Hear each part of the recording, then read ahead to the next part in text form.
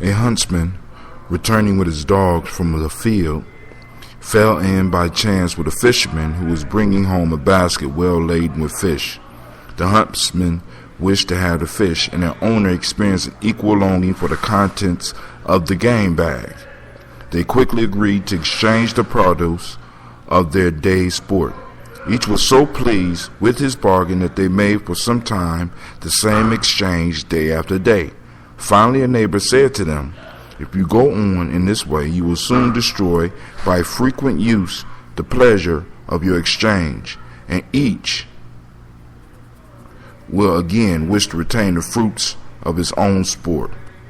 Abstain and enjoy."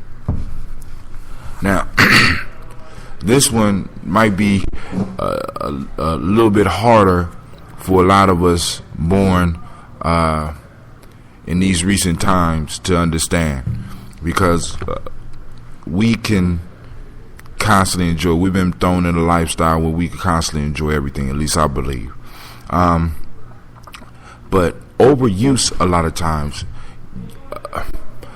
allows us to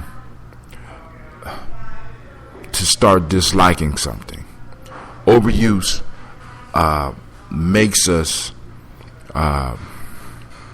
less hungry for a certain thing, or it can. And what the farmer was talking with these two individuals about was, it's good that you're trading, but when you trade every day what you have, you start to devalue the thing that you're receiving. So now the fisherman and hunter are doing good. They're exchanging fish for rabbits, fish for deer meat, fish for whatever game the hunter may come up with. But I'm thinking that the story is that in order to really learn to enjoy something, sometimes you might need to learn to abstain.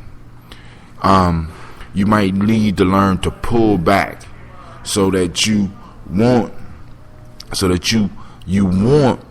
through overuse start really neglecting something, stop appreciating it. Sometime in our lives we need to take breaks from those things that we love so that we can really realize how much we missed them. Sometimes we need to pull up. Sometimes we need some space. Sometimes we might need to change our diet. Sometimes we might need to change the places that we go.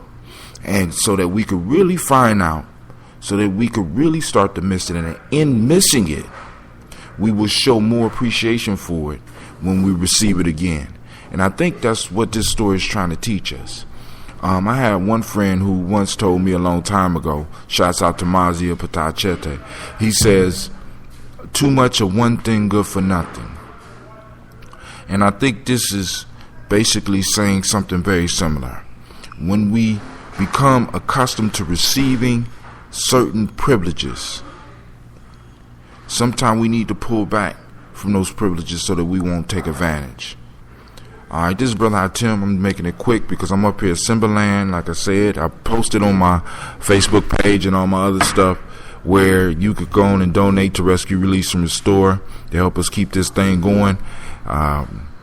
Check me out throughout the week because I'm going to be interviewing some young people. I'm going to be interviewing some nation builders. And, of course, I'm going to be interviewing some elders. And I'm also going to hopefully send you some interviews with some young people.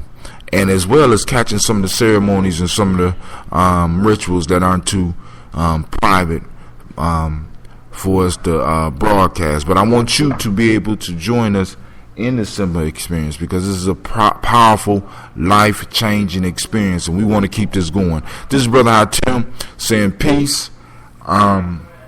Make sure you check me out at www.giamijourney.com. Also, if you listen hard enough in the background, you can hear Brother Devin. I'm going to open the window and yell out and tell him to go on and give you some music.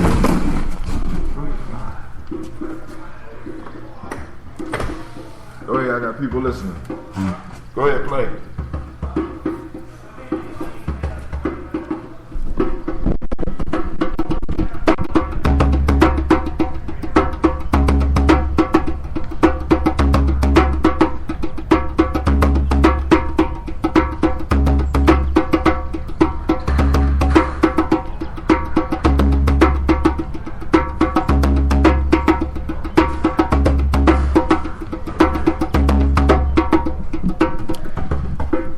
This is Brother Tim. I'm saying peace, and thank you for joining me.